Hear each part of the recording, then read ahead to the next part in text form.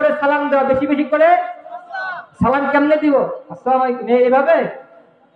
সালামের যে হামজা আছে, কথা বলেন, সালামের কি আছে? আলিফ আলিফ। সালামের যে হামজাটা আছে, আমি যদি ওই হামজাটা স্পষ্ট করে দেই তাহলে সালামের হক আদায় হবে। তাহলে সালাম কেমনে দিব? আসসালামু আলাইকুম বলেন, আমার সাথে বলেন, আসসালামু আলাইকুম। অর্থাৎ সালামের যে হামজা আছে, ওই হামজা যেন স্পষ্ট উচ্চারণ হয়। আমি যদি এইভাবে সালাম দিতে পারি তাহলে আমার সালামের হক আদায় হবে। আর আমার যদি সালামের হক আদায় হয় তাহলে সালামের যে ফজিলত, এই ফজিলত আমি পাবো। এখন আপনারা বলেন তো, সালাম দিলে কত নেকি পাওয়া যায়? সালাম দিলে দিলে কত নেকি? কত নেকি? আমরা 90 টাকা নিব না 10 টাকা নিব? 90 লক্ষ নিব না 10 লক্ষ নিব? 90 কোটি নিব না 10 কোটি নিব? 90।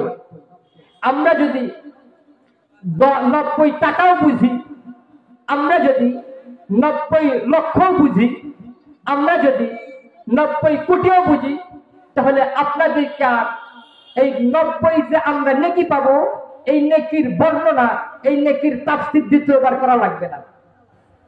দুনিয়াতে যদি 90 কোটি বুঝি তাহলে 90 নেকি যে আছে, নেকি নেকি হাসরের মাঠে এক নেকির জন্য আপনার মাথা চান্দি গরম হয়ে যাবে।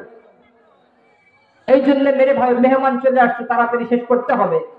যে ব্যক্তি সালাম দিবে সে কত নেকি পাবে? 90। যে ব্যক্তি সালাম দিবে সে কত নেকি পাবে? 90 নেকি। আর যেই ব্যক্তি সালাম নেবে সে কত নেকি? কথা বলেন, কত নেকি? 10 নেকি। এখন আমরা চেষ্টা করব বেশি বেশি করে সালাম দেওয়া, বেশি বেশি করে কি করা? সালাম দেওয়া। বড়রা ছোটরে সালাম দিবে, কি করবে? বড়রা কাকে সালাম দিবে? ছোটরে। আর ছোটরা বড়রে। মুহাক্কিক উলামায়ে কেরাম একটা সালামের একটা ইয়া করেছেন যে যেই ব্যক্তি যানবাহনে আছে, কোথায় আছে? যেই ব্যক্তি যানবাহনে আছে, আর যেই ব্যক্তি যানবাহনে নাই, ওই যানবাহনওয়ালা যে ব্যক্তি চলতেছে তারা সালাম দেবে। কথা বোঝেন নাই? যে ব্যক্তি হুন্ডায় আছে, হুন্ডা নিয়ে যাচ্ছে, এখন যেই ব্যক্তি চলতেছে, হাঁটে হাঁটে যাচ্ছে, ওই হুন্ডাওয়ালা হাঁটনেওয়ালা সালাম দেবে। তাহলে কি হবে? আমি যে হুন্ডার টান দিব আমার মনে আর অহংকার আসবে না। আমি যে সাইকেল টান দিব আমার মনে আর অহংকার আসবে না। এখন হুন্ডাওয়ালারা যখন হুন্ডা পায়, যখন টান দেয়, বাপরে বা, মুই কি হন্দ্রে, মোর বউ চকিদার, এরকম মনে করে। ওই যে মুই কি হন্দ্রে একটা মনের ভেতরে যে অহংকার আসে, এই অহংকারে তার জীবন শেষ। এই জন্য যাতে করে অহংকার না আসে, আসসালামু ক্বাবলাল কালাম, আগে সালাম পরে কালাম। আমরা কি করব? আগে কি করব? সালাম দিব, পরে কি করব? কথা বলবো, পরে কি করব? কথা বলবো। আমরা এক জায়গায় ভুল করি, কি বলি জানেন? ভাই আসসালামু আলাইকুম, এরকম নয়। কি? আগে সালাম তারপর ভাই। কথা বলেন, আগে সালাম তারপরে ভাই। এরপর আমার 2 নাম্বার সুন্নাত হলো বেশি বেশি করে না, আমরা যখন ডান পথে চলবো সর্বদাই ডানকে প্রাধান্য দেওয়া। কথা বলেন, সর্বদাই কি করা? কথা বলেন, সর্বদাই কি করা? ডানকে প্রাধান্য দেওয়া। প্রত্যেক ভালো কাজ এবং ভালো স্থানে ডানকে প্রাধান্য দিব, আর প্রত্যেক নিম্ন কাজ, নিম্ন স্থানে বামকে প্রাধান্য দিব। যদি বাথরুমে যাই, কোন পা দিয়ে যাব? কথা বলেন, কথা বলেন। বাথরুমে গেলে কোন পা দিয়ে যাব? বাম পা দিয়ে যাব। বাথরুম থেকে বের হইলে কোন পা দিয়ে বের হবো? বাম পা দিয়ে বের হবো। মসজিদে ঢুকলে কোন পা দিয়ে ঢুকবো? ডান পা দিয়ে ঢুকবো। মসজিদ থেকে বের হলে বাম পা দিয়ে ঢুকবো। বাড়িতে ঢুকলে কোন পা দিয়ে ঢুকবো? ডান পা দিয়ে ঢুকবো। বাড়ি থেকে বের হলে বাম পা দিয়ে ঢুকবো, বাম পা দিয়ে বের হবো। কথা বুঝছেন? কথা বুঝে আসছে? মাশাআল্লাহ। যদি কথা বুঝে আসে তাহলে আমরা এখন থেকে নিয়ত করে নেই, আগামীকাল থেকেই, এখন থেকেই আমরা আমল করা শুরু করে দেব ইনশাআল্লাহ।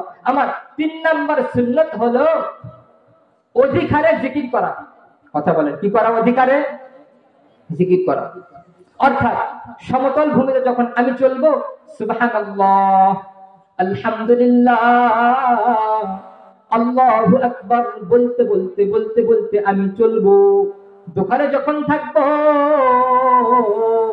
সুবহানাল্লাহ সুবহানাল্লাহ সুবহানাল্লাহ, আলহামদুলিল্লাহ আলহামদুলিল্লাহ। আর যখন কোন সিঁড়ি বাই উঠবো তখন কি বলবো? আল্লাহু আকবার আল্লাহু আকবার আল্লাহু আকবার। সিঁড়ি থেকে নামবো কি বলবো? সুবহানাল্লাহ সুবহানাল্লাহ সুবহানাল্লাহ। আমি যদি সুবহানাল্লাহ সর্বদাই বলি আর আমার একটা সুবহানাল্লাহ যদি রবের দরবারে কবুল হয়ে যায়, তাহলে মনে করবেন যে আমার ওই এক সুবহানাল্লাহ থেকে জান্নাত। কই সুবহানাল্লাহ বলবেন না? আরে ভাই চিল্লা বলেন না সুবহানাল্লাহ। সবাই আমল করবো তো ইনশাআল্লাহ। কে কে আমল করবেন? আমল কে কে করবেন? আল্লাহ তাআলা সবাইকে তৌফিক দান করুন। ওয়া আখিরু দাওয়ানা আলহামদুলিল্লাহি রাব্বিল আলামিন।